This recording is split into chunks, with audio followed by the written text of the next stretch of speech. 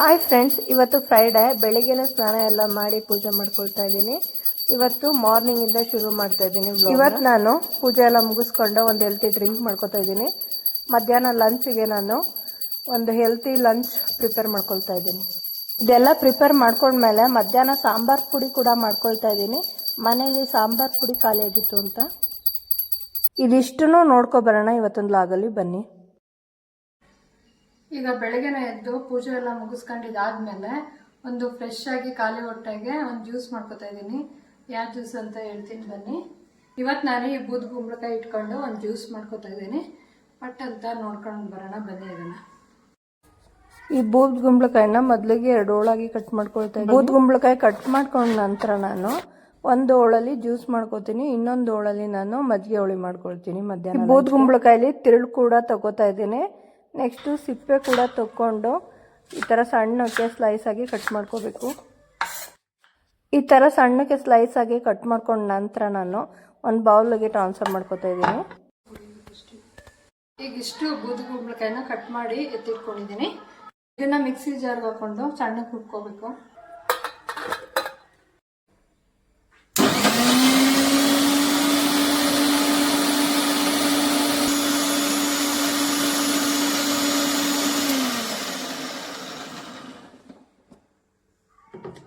ಈ ಥರ ಗ್ರೈಂಡ್ ಮಾಡ್ಕೊಂಡಿದ್ದಾದ್ಮೇಲೆ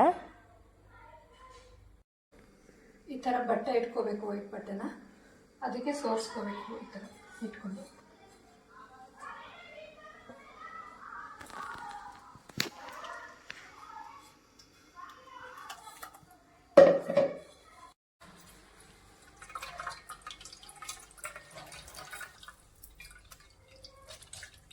ಈ ಥರ ರೆಡಿಯಾಗಿದೆ ನೋಡ್ಬೋದು ಬೂದ್ ಕುಂಬಳಕಾಯಿ ಜ್ಯೂಸು. ನೆಕ್ಸ್ಟು ಒಂದು ಗ್ಲಾಸಿಗೆ ಈ ಜ್ಯೂಸನ್ನ ಟ್ರಾನ್ಸ್ಫರ್ ಮಾಡ್ಕೊಂಡು ಅದಕ್ಕೊಂಚೂರು ಸಾಲ್ಟು ಪೆಪ್ಪರು ಹಾಕ್ಕೊಂಡು ಮಿಕ್ಸ್ ಮಾಡ್ಕೊಳ್ತಾ ಇದ್ದೀನಿ. ನೋಡ್ಬೋದು ಈ ಥರ ರೆಡಿಯಾಗಿದೆ ಬೂದ್ ಕುಂಬಳಕಾಯಿ ಜ್ಯೂಸು. ಈ ಡ್ರಿಂಕ್ನ ಕುಡಿದ್ಬಿಟ್ಟು ಹೇಳ್ತೀನಿ ಹೇಗಿದೆ ಅಂತ. ತುಂಬ ಚೆನ್ನಾಗೈತೆ ಫ್ರೆಂಡ್ಸ್, ಯಾಕೆಂದರೆ ನೀರು ಕುಡ್ದಂಗೆ ಆಗುತ್ತೆ. ಇದು ಕೈ ಇರೋದಿಲ್ಲ, ಹಂಗಾಗಿ ನಾವು ಡೈಲಿ ಮಾಡ್ಕೊಂಡು ಕುಡಿದ್ರೂ ಏನೂ ತೊಂದರೆ ಇಲ್ಲ. ಕೈ ಆಗುತ್ತೆ, ಕುಡಿಯೋದು ಹೆಂಗಪ್ಪ ಒಬ್ಬರು ಬರುತ್ತೆ ಅನ್ನೋ ಥರ ಏನಿಲ್ಲ. ತುಂಬ ಚೆನ್ನಾಗೈತೆ. ಬರೀ ಒಂದು ಗ್ಲಾಸ್ ನೀರು ಕುಡ್ದಂಗೆ ಅನಿಸುತ್ತೆ ಅಷ್ಟೇ.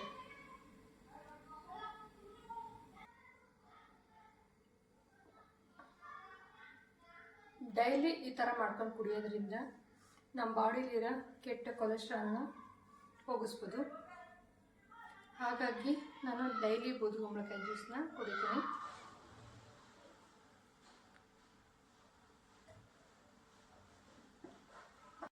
ಈಗ ಇದೇ ಬೂದ್ ಕುಂಬಳಕಾಯಿ ಇಟ್ಕೊಂಡು ಲಂಚ್ ಪ್ರಿಪೇರ್ ಮಾಡ್ಕೊಳ್ತಾ ಇದ್ದೀನಿ. ಅದನ್ನು ನೋಡೋಣ ಬನ್ನಿ.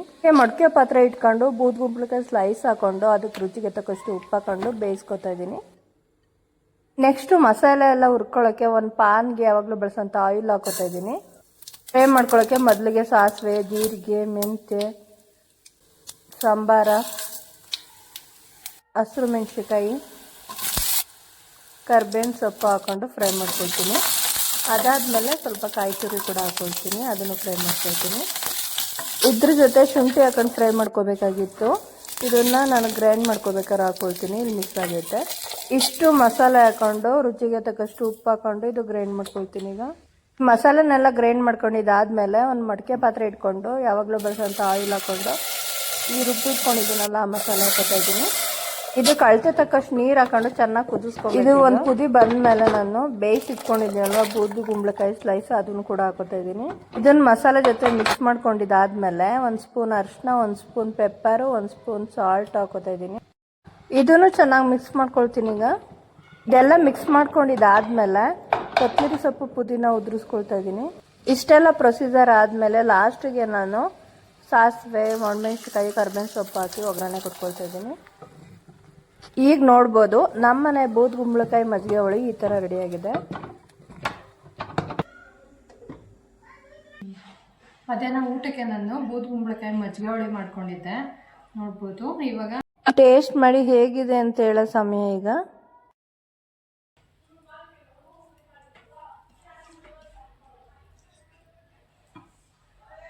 ತುಂಬ ಚೆನ್ನಾಗಿದೆ ಫ್ರೆಂಡ್ಸ್.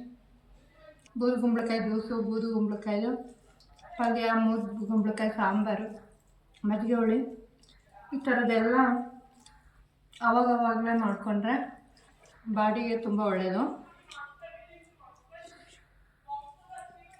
ಊಟ ಎಲ್ಲ ಮುಗಿಸ್ಕೊಂಡ ನಂತರ ಫ್ಲಿಪ್ಕಾರ್ಟಲ್ಲಿ ಒಂದು ಆರ್ಡ್ರ್ ಮಾಡಿದ್ದೆ, ಅದು ಬಂದಿತ್ತು, ಅದು ರಿಸೀವ್ ಮಾಡ್ಕೊಂಡು ಬರ್ತಾ ಇದ್ದೀನಿ. ನಾನು ಇವಾಗ ಕುಕ್ಕಿಂಗ್ ವ್ಲಾಗ್ ಮಾಡ್ತಾ ಇರೋದ್ರಿಂದ ನನಗೆ ಒಂದಷ್ಟು ಐಟಮ್ಗಳು ಬೇಕಾಗಿರುತ್ತೆ. ಅದನ್ನ ಮಧ್ಯೆ ಒಂದೊಂದೇ ನಾನು ಆರ್ಡ್ರ್ ಮಾಡ್ಕೊಂಡು ತರಿಸ್ಕೊಡ್ತೀನಿ, ಒಟ್ಟಿಗೆ ನಾನು ತರಿಸ್ಕೊಳ್ಳೋದಿಲ್ಲ. ಇವತ್ತೇನು ಆರ್ಡ್ರ್ ಮಾಡ್ಕೊಂಡು ತರಿಸ್ಕೊಂಡಿದ್ದೀನಿ ಅನ್ನೋದನ್ನ ಇವಾಗ ನೋಡೋಣ ಬನ್ನಿ.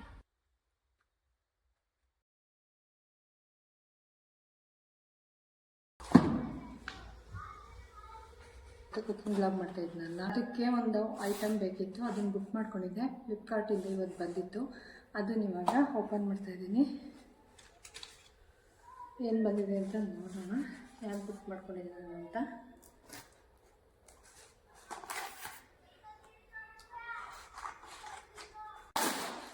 ನೋಡ್ಬೋದು, ವುಡನ್ ಟ್ರೇ ಬುಕ್ ಮಾಡ್ಕೊಂಡಿದ್ದೆ.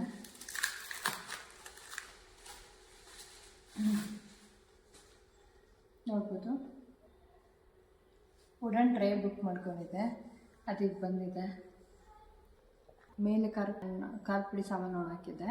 ಇವತ್ತು ಖಾರದ ಪುಡಿ ಮಾಡಿಸೋಣ ಅಂದ್ಬಿಟ್ಟು ಎಲ್ಲ ಚೆನ್ನಾಗಿ ಒಣಗಿಸಿದ್ದೀನಿ. ಅದನ್ನೆಲ್ಲ ಎತ್ಕೊಬಂದು ಇವತ್ತು ಖಾರದ ಪುಡಿ ಮಾಡಿಸೋಣ ಸಂಜೆಗೆ ಅಂತ ಅಂದ್ಕೊಂಡಿದ್ದೀನಿ. ಇವತ್ತು ಫ್ರೈಡೇ ಆಗಿರೋದ್ರಿಂದ ಇವತ್ತು ಮಾಡಿಸಿದ್ರೆ ಖಾರದ ಪುಡಿ ಒಳ್ಳೇದು ಅಂದ್ಬಿಟ್ಟು ಇವತ್ತು ಮಾಡಿಸ್ತಾಯಿದ್ದೀನಿ. ಇದು ನೋಡಿ, ಇದು ಚೆನ್ನಾಗಿದೆ ಅಲ್ವಾ ಟ್ರೇ, ನನಗಂತೂ ಇದು ಇಷ್ಟ ಆಯಿತು, ಹಂಗಾಗಿ ಬೇಕು ಅಂತ ಅನಿಸ್ತು ನಂಗೆ, ಹಂಗಾಗಿ ಬುಕ್ ಮಾಡಿಕೊಂಡೆ. ನೆಕ್ಸ್ಟು ಖಾರದ ಪುಡಿ ಮಾಡ್ಸೋಕೆ ಹೋಗ್ತೀನಿ, ಟೈಮ್ ಆಯಿತು.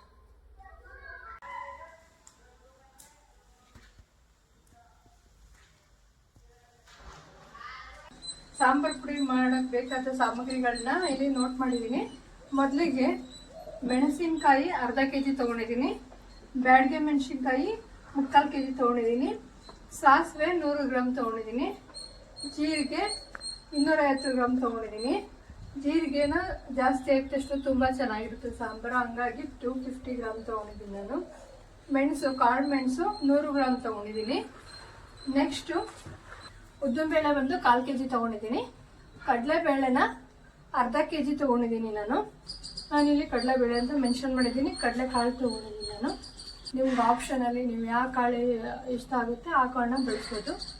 ಧನಿಯಾನ ಅರ್ಧ kg ತೊಗೊಂಡಿದ್ದೀನಿ. ಇಂಗು 1 ಡಬ್ಬಿ ತೊಗೊಂಡಿದ್ದೀನಿ. ಅರಿಶಿಣ ಕೊನೆ 100 ಗ್ರಾಮ್ ತೊಗೊಂಡಿದ್ದೀನಿ. ಇದನ್ನು ಒಣಗಿಸ್ಬೇಕು 2 ದಿನ ಮುಂಚೆನೆ. ಮೆಂತ್ಯ 100 ಗ್ರಾಮ್ ತೊಗೊಂಡಿದ್ದೀನಿ. ಅವ್ಕಂತ ಕರ್ಬೇವಿನ ಸೊಪ್ಪು ಒಣಗಿಸಿ ಇಟ್ಕೊಂಡು ಹಾಕೋಬೇಕು.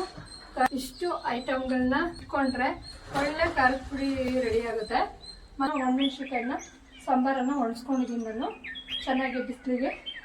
ಮತ್ತು ಇಲ್ಲಿ ನಾನು ಮೆನ್ಷನ್ ಮಾಡಿಲ್ಲ, ನಾನು ಇದು ಆಪ್ಷನಲ್ಲಿ ನಾನು ತೊಗೊಂಡಿದ್ದೀನಿ. ಚುರುಕು ಮೆಣಸಿನ್ಕಾಯಿ ತೊಗೊಂಡಿದ್ದೀನಿ. ಸ್ವಲ್ಪ ಖಾರದ ಪುಡಿ ಸ್ವಲ್ಪ ತಡ್ತಾ ಬರಬೇಕಂತ ಅಂದರೆ, ಸ್ವಲ್ಪ ಖಾರ ಬೇಕಂದರೆ ಚುರುಕು ಮೆಣಸಿನ್ಕಾಯಿನ 100 ಗ್ರಾಮ್ ತೊಗೊಂಡಿದ್ದೀನಿ ನಾನು.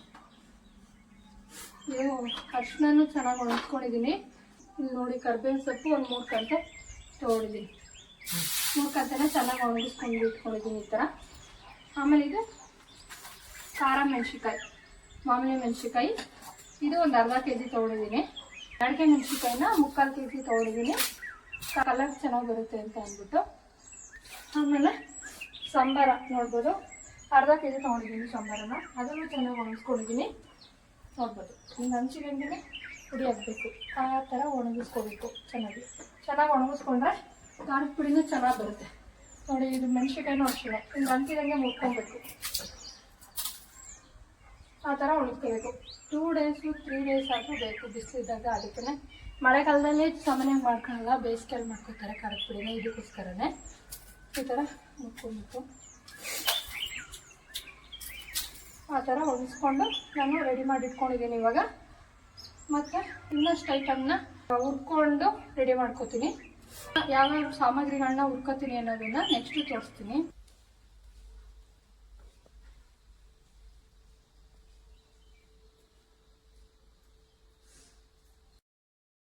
ಈಗ ಖಾರದ ಪುಡಿ ಸಾಮಾನನ್ನ ಹುರ್ಕೋತಾ ಇದ್ದೀನಿ.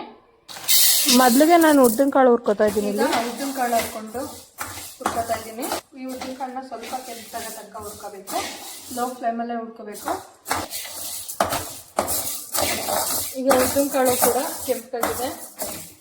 ಉದ್ದಿನ ಕಾಳು ಈ ರೀತಿ ಕೆಂಪಾಗ ತನಕ ಉಟ್ಕೊಂಡು ಅದನ್ನು ಕೂಡ ಪಾತ್ರೆಗೆ ಟ್ರಾನ್ಸ್ಫರ್ ಮಾಡ್ಕೋಬೇಕು. ಇಷ್ಟು ನಾನು ಸಾಸಿವೆ ಹುರ್ಕೋತಾ ಇದ್ದೀನಿ. ಚಟಪಟ ಅನ್ನೋವರೆಗೂ ಹುರ್ಕೋಬೇಕು. ಸಾಸಿವೆ ಕೂಡ ಹುರ್ಕೊಂಡಾಗಿದೆ. ಈಗ ಪಾತ್ರೆಗೆ ಟ್ರಾನ್ಸ್ಫರ್ ಮಾಡ್ಕೊತೀನಿ. ನೆಕ್ಸ್ಟ್ ನಾನು ಕಡಲೆ ಬೇಳೆ ಬದಲಾಗಿ ಕಡಲೆಕಾಳು ತೊಗೊಂಡು ಹುರ್ಕೋತಾ ಇದ್ದೀನಿ. ಆಗಲೇ ಹೇಳದ್ನಲ್ವ ನಿಮಗೆ, ಕಡಲೆಕಾಳು ಅಥವಾ ಕಡಲೆಬೇಳೆ ಯಾವ್ದಾದ್ರು ತಗೊಂಡು ಹುರ್ಕೋಬೋದು. ಹುರ್ಕೋಬೇಕು ಲೋ ಫ್ಲೇಮಲ್ಲೇ. ಸ್ವಲ್ಪ ಕೆಂಪಾಗಿ ಸಾಕು. ಇದನ್ನು ಪಕ್ಕಕ್ಕೆ ಇಟ್ಕೊಂಡು ಮೆಂತ್ಯ ಹುರ್ಕೊಳ್ತೀನಿ. ನೆಕ್ಸ್ಟು ನಾನು ಮೆಂತ್ಯ ಹುರ್ಕೋತಾ ಇದ್ದೀನಿ. ಇದನ್ನು ಕೆಂಪಾಗ ತನಕ ಹುರ್ಕೊಂಡು ಪಾತ್ರೆಗೆ ಎತ್ತಿಟ್ಕೊಳ್ತೀನಿ. ಇದು ಟ್ರಾನ್ಸ್ಫರ್ ಮಾಡ್ಕೊತೀನಿ. ಈಗ ನಾನು ಜೀರಿಗೆ ಹಾಕೊಂಡು ಹುರ್ಕೋತಾ ಇದ್ದೀನಿ.